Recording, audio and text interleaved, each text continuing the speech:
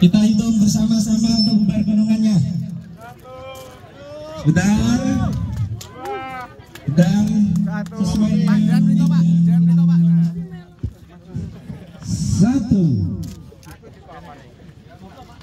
2, 3. Ayo.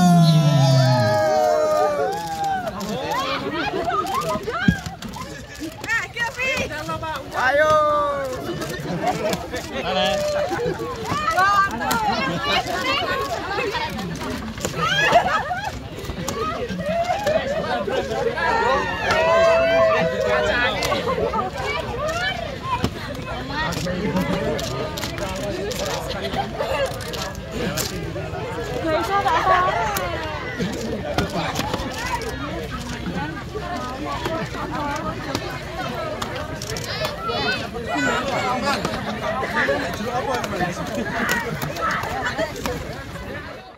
Kamu ngono itu.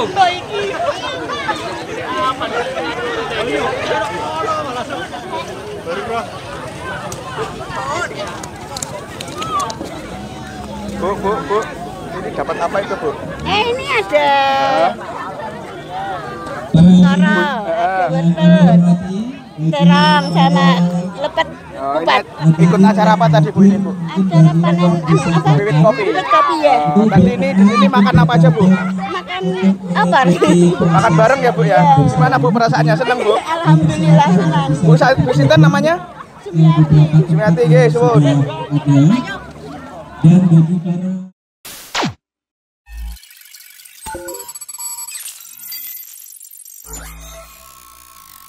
terima kasih kepada Ketua Panitia Festival Wiwit Kopi Bapak Sutekno, yang juga kebetulan Ketua BPD Desa Japan yang mempromotori acara ini. Kemudian yang saya hormati dari seluruh perangkat di Desa Japan, BPD, RT. Bisa dijelaskan terkait tradisi wiwit kopi di Desa Japan seperti apa, Pak? Oke, tradisi wiwit kopi ini kan merupakan di mana masyarakat memulai panen kopi, diawali dari istilahnya bersyukur karena hasilnya nanti bisa melimpah-ruah. Artinya kopi sebelum kita wiwit, kita berdoa supaya nantinya hasilnya itu lebih banyak, karena napa nggih istilahnya tanpa ada syukuran ya tentunya napa nggih kita tidak akan ingat dengan Tuhan. Intinya kita bersyukur pada Tuhan dengan diwiwiti kopi. Sebelum memulai kita berdoa supaya ya diberi keselamatan, nanti diberi kemakmuran, hasilnya juga melimpah ruah. Itu sih sebetulnya. Sebagai ini, Pak, memulai panen raya berarti? Nggih, sebagai memulai panen raya, karena kita itu panennya biasanya di bulan Juli, Agustus, September. Kita diambil yang di tengah-tengah. Ini acara bikinan harus seperti apa, Pak? Sebetulnya dulu sebelum tahun 2013 sudah pernah ada, cuman setelah itu karena kondisi kita tiadakan dulu.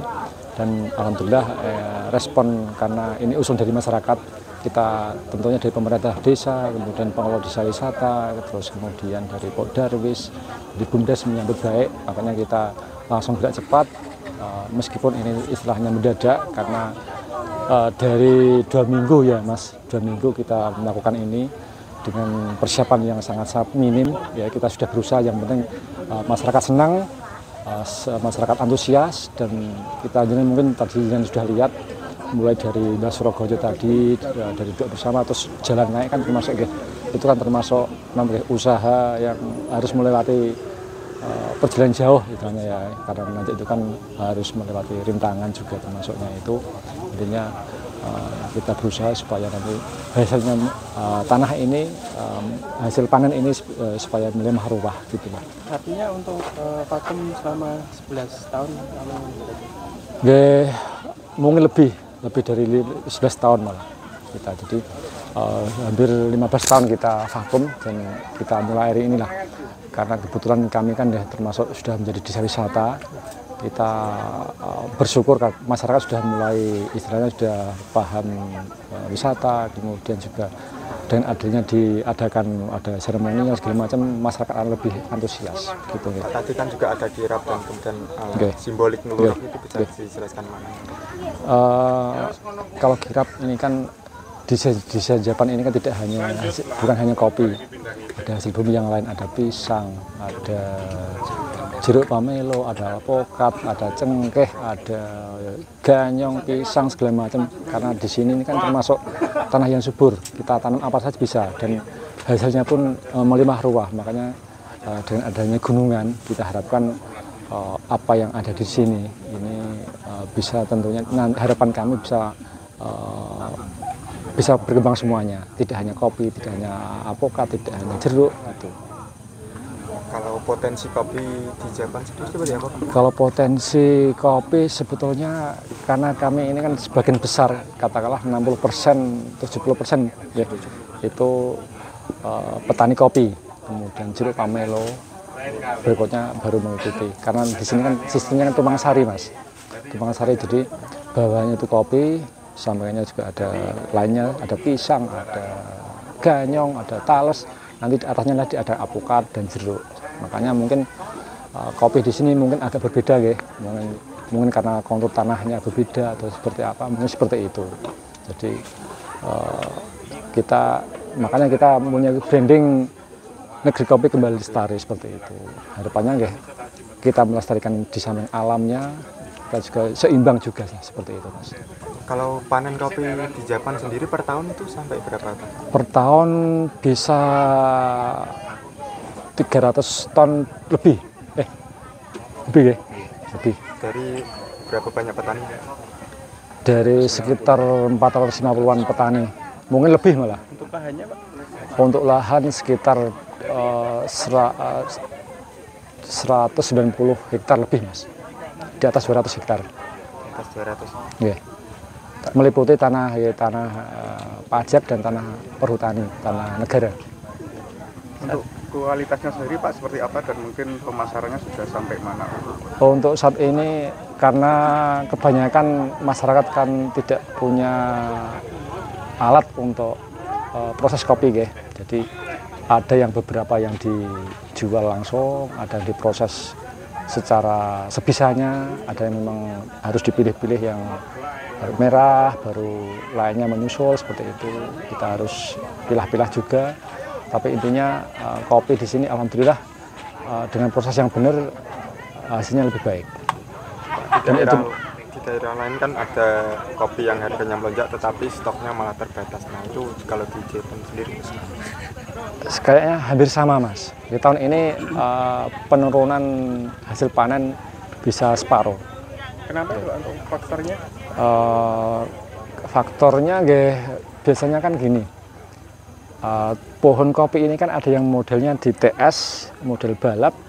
Jadi biasanya kalau berapa tahun sekali itu kan ada jeda di mana dia harus dirilil. Dirilil itu nantinya tahun depan ini tidak produktif kita potong. Kita nunggu tunas yang baru, tahun yang depan lagi baru hasilnya bagus. Bisa banyak lagi seperti itu mas. Kalau saat ini harga kopi sendiri? Harga kopi alhamdulillah dibanding 2 tahun yang lalu kita alhamdulillah dibantu dengan harga yang lumayan tinggi ya. Karena saat ini kan di atas 70.000 per kilo ya, per kilo untuk yang sudah berbiji kopi yang sudah kering. Terus untuk yang basah ini kemarin ada yang sampai 1,8 juta per kuintal basah itu aja. Sisanya berapa Pak? Sebelum ada lonjakan? Sebelum ada lonjakan dulu hanya paling banter 800-900 ribu per kuintal tahun kemarin. Itu normalnya ya Pak? Normalnya okay. Dulu kan sekitar 30.000 per kilo okay. Sekarang hampir 70 kilo, 2 kali lipat lebih. Jadi alhamdulillah petani kopi, makanya diadakan Wiwit Kopi ini kan masyarakat semangat gitu. Dan harapannya nanti tahun depan kita adakan lagi dengan lebih meriah karena masyarakat kemarin wah Pak di awal-awal wes tahun ngarep di lebih meriah menaikkan seperti itu. Sementara kalau varietas sendiri ada berapa varietas yang unggul? Varietas di sini rata-rata robusta mas. Robusta. Hampir 85% itu jenis robusta, lainnya ada Arabica, ada kopi Jawa, kopi semacam-macam deh jenisnya. Dijual sampai kemana Pak? Kalau dijual kemana ada yang nek nyamplung sampai mana Mas? Paling di ASEAN aja sih, ASEAN, masih di ASEAN sih, belum sampai ASEAN deh. Tapi sebetulnya ada yang sampai ke Timur Tengah ada, karena apa nggih, beberapa teman di luar daerah kan ambilnya dari sini, tapi ternyata dikirim ke luar negeri. Jadi kita ini termasuk petani yang, waduh, gimana ya, channelnya ke sana belum ada. Termasuk kemarin sebenarnya ada permintaan dari Eropa sebetulnya. Cuman sekali lagi kita nggak punya stok, jadi para petani pun sudah kosong semua. Berapa negara Pak yang di Eropa itu? Kemarin sebenarnya ada mitra ya yang memang sempat menanyakan itu, salah satunya memang Rusia. Jadi sempat meminta informasi begitu terkait dengan pengadaan. Tapi kemudian ketika kami ke para petani itu, ya petani pun istilahnya langsung, wah, stok kita sudah pada habis. Jadi untuk lokal pun sebetulnya kan kita masih kekurangan. Jadi lokal untuk domestik Indonesia aja kekurangan gitu. Jadi memang Dengan menjamurnya warung kopi, nah itu kan. Kalau dari luar negeri itu lebih banyak peminat varietas apa? ya sebetulnya karena memang kami Robusta, kami nggak pernah memang istilahnya menawarkan jenis lain ya. Memang Robusta gitu. Andalan memang di Robusta. Tadi disampaikan Pak Inggi, makin kesini alhamdulillah kan para petani sudah lebih teredukasi ya. Jadi memang istilahnya bisa Prosesnya juga lebih baik ya. Prosesnya bisa lebih baik gitu. Kalau dulu itu kan modelnya dirat Mas, jadi merah, hijau jadi satu. Jemurnya juga sama, tapi sekarang udah yang merah merase kan biar lebih kualitasnya lebih baik seperti itu. Karena sistemnya tumpang sari, apakah itu yang menjadi apa yang Bisa juga karena memang kadang yang bisa merasakan kan bisa Mas. Oh iki kok rasa-rasa ana jeruk, rasa sengon, ana rasa jagung, kan macam-macam Mas. Jadi yang bisa merasakan bisa membedakan. Biasanya yang pahitan itu biasanya bisa merasakan oh jadi sushi rasa.